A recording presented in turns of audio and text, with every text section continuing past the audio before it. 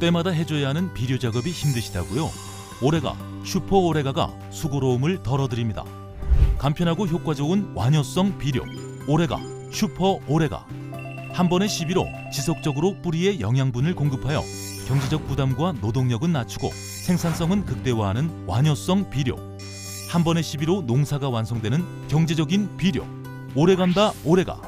남해화학 오레가, 슈퍼 오레가. 여러분 안녕하십니까? NBS 뉴스 24입니다. 인건비에 사료값도 오르고 거기에 택배비까지 오르면서 떨어지는 건 오직 농축산물 가격밖에 없는 상황에 농가들의 근심이 커져가고 있습니다. 네, 농번기가 돌아왔지만 코로나19와 경기 침체의 여파로 생산비가 급증한 농가들의 얼굴엔 그늘이 드리워졌습니다. 김인경 기자가 보도합니다. 오르고 또 오르고 농가들의 생산비 얘기입니다. 농번기를 맞은 농가들을 가장 애타게 하는 건 바로 인건비입니다. 코로나19 탓에 외국인 근로자 입국이 지난해부터 꽉 막히면서 일손 구하기가 어려워졌기 때문입니다. 법무부가 올해 상반기 외국인 계절 근로자 배정 심사를 거쳐서 농어업 분야의 계절 근로자 4,600여 명 배정을 확정했지만 지난해부터 입국이 중단되면서 실제로 배치된 외국인 계절 근로자는 없는 실정입니다. 작년에도 없었고 올해도 아직 현재까지는 없는데요.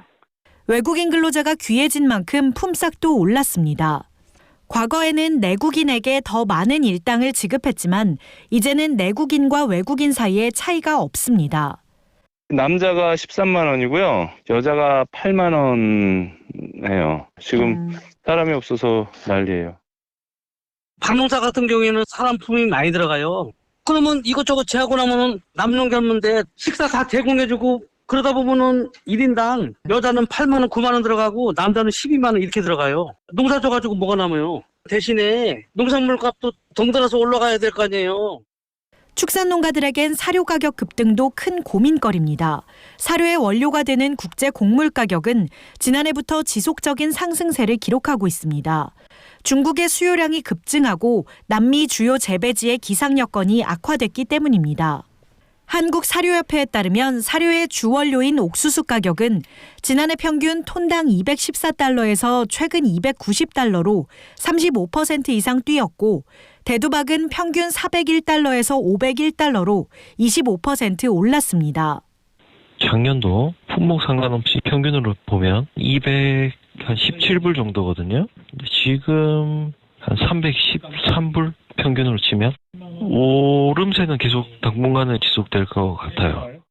이 때문에 사료 가격은 지난달부터 줄줄이 인상됐고 ASF, AI 등 가축 전염병 발생과 코로나19로 인한 소비 침체로 극도로 위축돼 있는 축산농가 경영에 타격을 입히고 있습니다. 택배비 인상은 품목을 가리지 않고 농가들을 기다리는 악재입니다. 국내 점유율 1위를 차지하는 CJ 대한통운은 다음 달부터 택배 단가를 인상할 방침입니다. 기존 1,600원이던 소형 택배 운임이 1,850원으로 오르는 겁니다. 롯데, 한진 등 주요 택배사는 이미 택배 운임 인상을 마쳤습니다. 택배기사 과로 방지 대책에 따른 추가 인력 투입 등으로 택배사의 비용 부담이 늘어난 게 운임 상승으로 이어진 겁니다. 이에 따라 특히 농협이나 영농조합 등을 거치지 않고 소규모로 직거래를 하는 영세 소농의 타격은 더욱 클 전망입니다. 생산비는 갈수록 치솟는 반면 농축산물 가격은 오히려 하향세를 보이는 모양새입니다. 값이 조금만 오르면 수입 물량을 대폭 늘리는 등 정부가 장바구니 물가 집중 관리에 나선 탓에 기댈 곳 없는 농민들은 농번기에도 생산비 부담에 한숨만 내쉬고 있습니다. NBS 뉴스 김인경입니다. 중국 절임 배추 영상이 인터넷에서 논란이 된 이후 중국산 김치는 먹지 않겠다는 소비자가 늘고 있습니다. 그런데 저희 뉴스24 취재진이 확인해보니 최근 김치 원산지 표시를 위반한 외식업체가 급증한 것으로 나타났습니다. 수입 김치 안전관리, 정말로 문제 없는 걸까요? 손현진 기자가 취재했습니다. 중국산 절임 배추에 대한 위생 논란이 커지는 가운데 외식업계의 김치 원산지 표시 위반이 급증한 것으로 나타났습니다.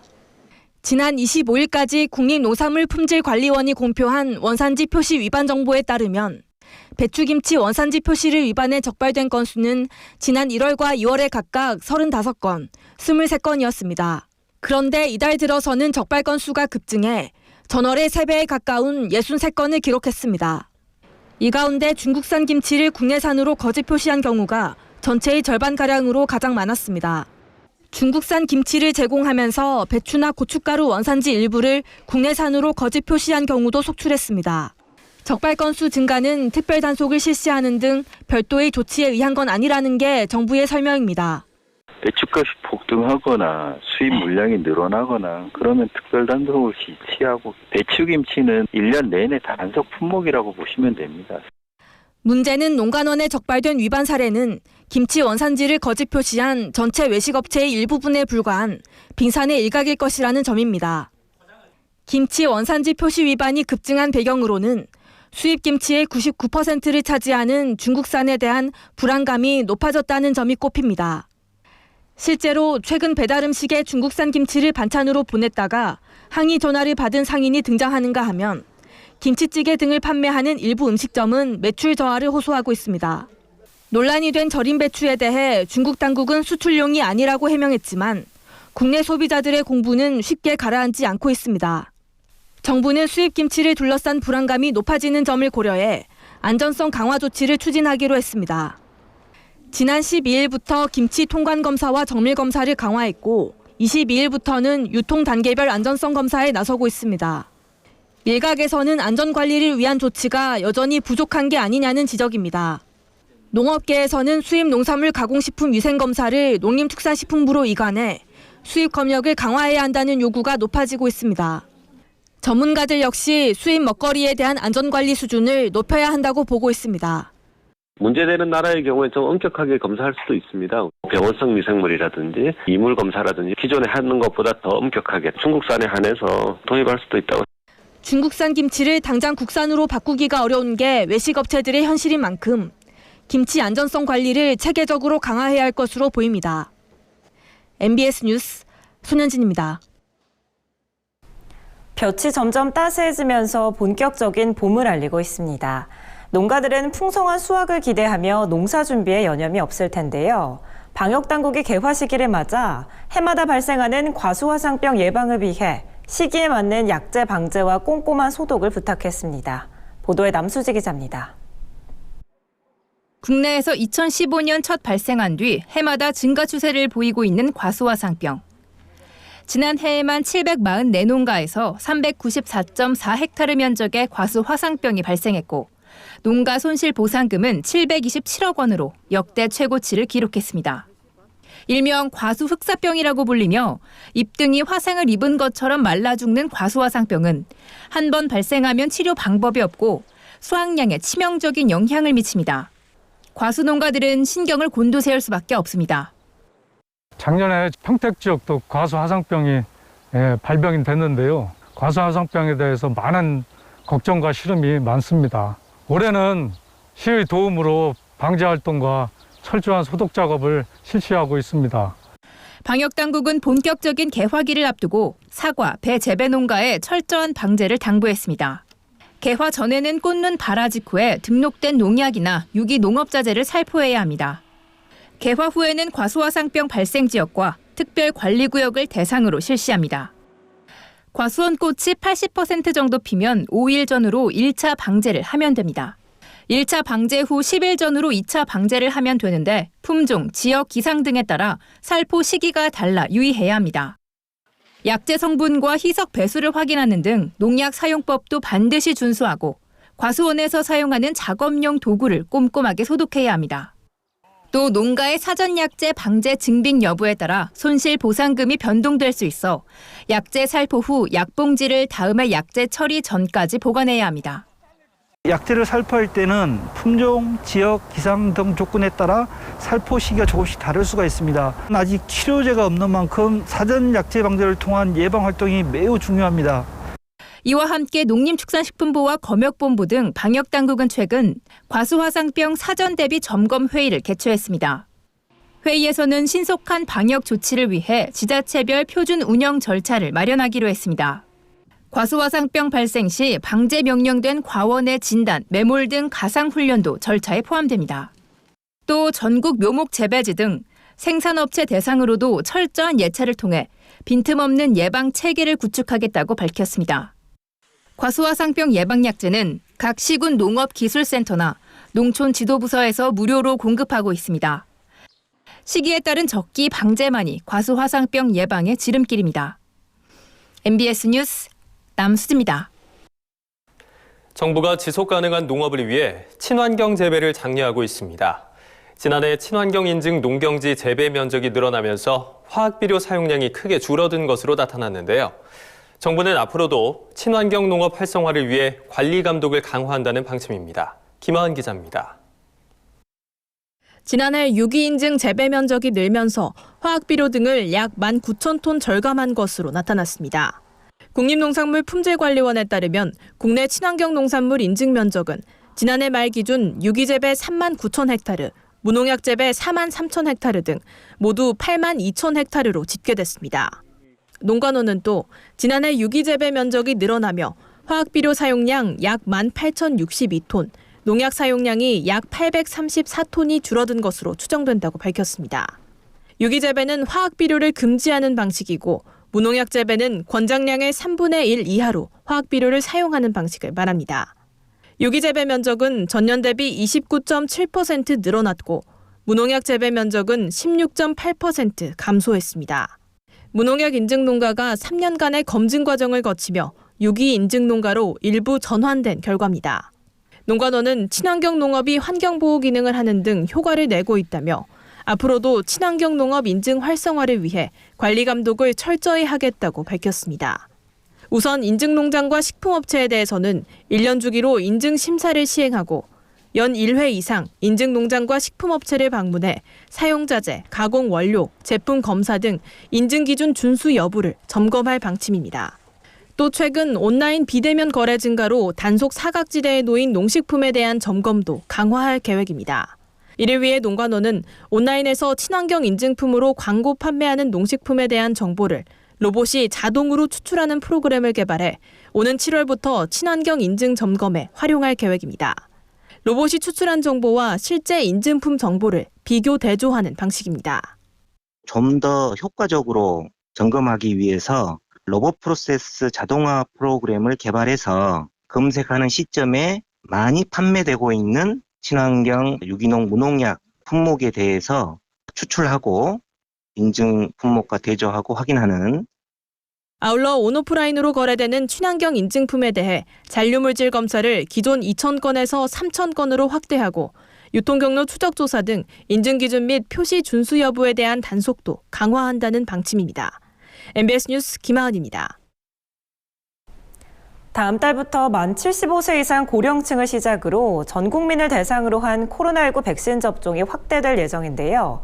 소방청이 의료 여건 취약지에 있는 백신 접종 이상 반응자들의 응급 이송을 위해 소방 헬기를 지원하기로 했습니다. 김진희 기자가 보도합니다. 다음 달 고령층 백신 접종이 시작됨에 따라 접종 이상 반응자도 증가할 것으로 예상됩니다. 하지만 응급의료 시설이 부족한 섬이나 오지 등 도서벽지의 경우 코로나19 백신 접종 이상 반응자가 발생해도 즉각적인 대처가 힘든 상황. 소방청은 커지는 우려에 도서벽지 거주민들을 위해 소방 헬기를 지원하기로 결정했습니다. 백신 접종 후 이상 반응이 나타날 경우 119에 신고하면 119 상황실에서 구급차 및 헬기 출동 여부를 판단하게 됩니다. 또한 백신 이상 반응에 관해 상담이 필요한 경우 구급 상황 요원과 의료지도 의사를 통해 의료 상담 지도를 받을 수 있습니다. 다만 감염 방지를 위해 헬기 조종석과 객실 사이에 차폐막을 설치하고 음압들 것에 적재가 가능한 중형급 이상 소방 헬기 11대에 우선 적용됩니다. 이후 소방청은 소방 헬기 운영 결과를 토대로 보건복지부 등 6개 부처에 적용되는 범부처 응급의료 헬기 공동운영 매뉴얼에 반영 여부를 검토할 예정입니다. 도서벽지 지역의 경우에 노인분들이 많이 거주하고 있고 해서 더더욱 염려스러운 부분도 의료기관이 널리 분포되어 있는 도심 지역이나 적게 분포되어 있는 도서벽지나 골고루 의료 혜택이 갈 수 있도록 하는 차원에서 준비하게 됐습니다. 코로나19 백신 접종을 앞둔 시점 소방청의 대책 마련에 도서벽지 거주민들의 기대감이 모아지고 있습니다. MBS 뉴스 김진입니다. 다음은 간추린 뉴스입니다.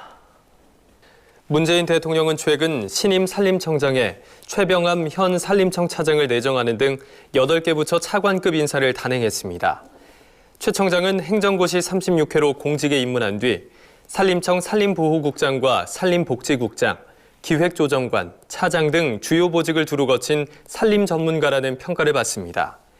신임 통일부 차관에는 최영준 현 통일부 통일정책실장이 발탁됐고 국토교통부 제2차관에는 황성규 현 국토부 대도시권 광역교통위원회 상임위원이 과학기술정보통신부 1차관에는 용홍택 현 과기부 연구개발정책실장이 과기부 2차관에는 조경식 현 대통령 비서실 디지털혁신비서관이 내정됐습니다. 신임 인사혁신처장에는 김우호 현 인사혁신처 차장이, 관세청장에는 임재현 현 기획재정부 세제실장이, 병무청장에는 정석환 전 국방부 국방정책실장이 각각 발탁됐습니다. 경기도 종자관리소가 이달 말까지 도내 28개 시군에 우량벼 종자 2,201톤을 보급합니다. 보급 품종은 참드림, 추청, 대안 등 7가지로 모두 벼 생산 농업인이 선호하는 품종입니다. 도는 추청 등 일본계 품종은 26.8% 줄여 보급하는 반면 참드림을 포함한 국내 육성 품종은 지난해보다 36.8% 늘려 보급한다고 밝혔습니다. 이번에 보급되는 종자는 올해 초 도내 농업인들이 해당 시군 농업기술센터 등을 통해 신청한 것으로 다음 달부터 지역 농협을 통해 농업인에게 보급될 예정입니다. 대통령 직속 농업 농어촌 특별위원회가 최근 농어민, 소비자, 시민사회단체와 함께 농정대전환 대화기구 핵심그룹 발족식을 열었습니다. 발족식에는 정현찬 농특위 위원장과 핵심그룹에 참여한 9개 단체 대표자, 실무자 등 30여 명이 참석했습니다. 핵심그룹에는 농특위를 비롯해 경제정의 실천시민연합, 소비자시민모임, 전국시장군수구청장협의회 등 9개 기관이 참여합니다. 핵심그룹은 농정대전환을 위한 사회협약의 첫 단계로 농업 관계기관과 시민사회단체가 참여하는 사회적 대화기구를 구성하기 전 논의 주제와 방향의 틀을 닦는 역할을 하게 됩니다. 전남도가 쌀 산업의 경쟁력을 높이기 위해 올해 72개소의 들녘 경영체를 선정해 115억 원을 지원한다고 최근 밝혔습니다. 들녘 경영체란 규모화 전문화된 벼 재배 법인입니다. 도는 50헥타르 이상의 공동 경영 면적과 25인 이상의 참여 농가를 기준으로 참여 농가 조직화를 위한 교육 컨설팅과 벼 재배 법인의 규모화 전문화를 유도할 방침입니다. 박철승 도식량원예과장은 지속적인 들녘 경영체 육성 지원을 통해 안정적인 쌀 산업 기반을 유지하겠다고 말했습니다. 다음은 농민신문사에서 발행하는 4대 월간지를 소개하는 시간입니다. 2021년 3월호에는 어떤 주요 기사들이 실렸는지 살펴보겠습니다. 먼저 종합생활정보지 전원생활입니다. 최근 전 세계가 코로나19 팬데믹을 겪으면서 개발과 성장을 앞세웠던 산업 문명에 대한 전반적인 자성이 일고 있습니다. 환경과 사회에 피해를 덜 주는 착한 소비, 일회용품과 쓰레기는 줄이고 리필과 재활용은 늘리자는 에코라이프가 대표적인데요. 지구를 위해 내가 할 수 있는 생활 속 실천법, 전원생활 4호로 지구에서 가볍게 살기를 통해 만나보실 수 있습니다. 제주의 아픈 역사죠. 제주 4.3 사건을 다룬 현기영 작가의 소설 순이 삼촌은 당시 비극으로 희생된 이들을 기리는 것조차 허락되지 않던 시절 진실을 이야기하고자 했던 용기 있는 작품으로 평가받는데요. 이번 달 전원생활이 4.3 특별법 개정을 기념해 소설의 배경이 된 제주 조천읍 북촌리를 다녀왔습니다. 이번에는 어린이들에게 꿈을 심어주는 어린이 동산입니다. 우리가 살기 위해선 반드시 먹어야 하는데요. 특히 집밥의 중요성이 높아지고 있는 요즘 어린이 동산 4호로가 음식과 관련한 다양한 이야기를 준비했습니다. 우리나라 밥상의 변천사부터 나라별 특별한 음식 문화, 음식에 담긴 숨은 사연까지 이번 달 어린이 동산이 함께합니다. 어린이에게 경제관념에 대해 알기 쉽게 풀어주는 다람쥐 박사의 금융교실 편에서는 펀드를 다뤘습니다. 펀드가 무엇인지에 대한 개념부터 실제 금융 전문가가 들려주는 펀드 상품의 수익 구조까지 어린이들의 눈높이에 맞춰 펀드에 대한 궁금증을 풀어드립니다. 다음은 전문 농업인을 위한 디지털 농업입니다. 코로나19 장기화로 외국인 근로자 수급이 원활하지 못하게 되면서 농촌이 최악의 인력난을 겪고 있는데요. 농촌 인력난, 해결책은 없는지 디지털 농업 4.15가 그 현황과 문제점을 짚어보고 인력 지원제 활용 방법과 농가 지원책 등을 함께 알려드립니다. 이번 달 디지털 농업에서는 창간 60주년 특별기획으로 미래 농업의 핵심으로 불리는 디지털 농업 시대를 선도하고 있는 농가를 소개합니다. 36년간의 국화재배 노하우에 스마트팜이라는 신기술을 접목해서 연간 3.5기작을 실현하고 있는 경기도 이천의 스프레이 국화 농장 동산농원을 찾아 그 노하우를 들여다봤습니다. 다음은 축산 전문지 월간축산입니다. 국내 사슴 산업은 1980년대 중반 이후 소, 돼지, 닭 다음으로 규모가 큰 축산업으로 성장했지만 수입 자유화 등으로 2002년 이후 점차 규모가 축소되면서 현재는 1,500여 농가에서 2만 6천여 마리만 사육되고 있는 실정입니다. 월간축산 4.15가 위기의 사슴 산업을 짚어보고 활성화 방안을 고민해보는 시간 함께 마련해봤습니다. 네, 마지막 기사 확인해 보시죠. 매년 여름철이 되면 야생 멧돼지와 고라니 등의 습격으로 애써 키운 농작물 피해가 이만저만이 아닌데요. 그중에서도 아프리카 돼지열병의 주 매개체인 야생 멧돼지가 가장 큰 문제입니다. 야생 멧돼지에 의한 피해 현황과 그 피해를 줄일 수 있는 방안은 없는지 월간축산이 함께 고민해봤습니다. 지금까지 농민신문사에서 발행하는 4대 월간지 읽어보기였습니다. 저희가 준비한 소식은 여기까지입니다. NBS 뉴스 24 마칩니다. 함께해 주신 여러분 고맙습니다.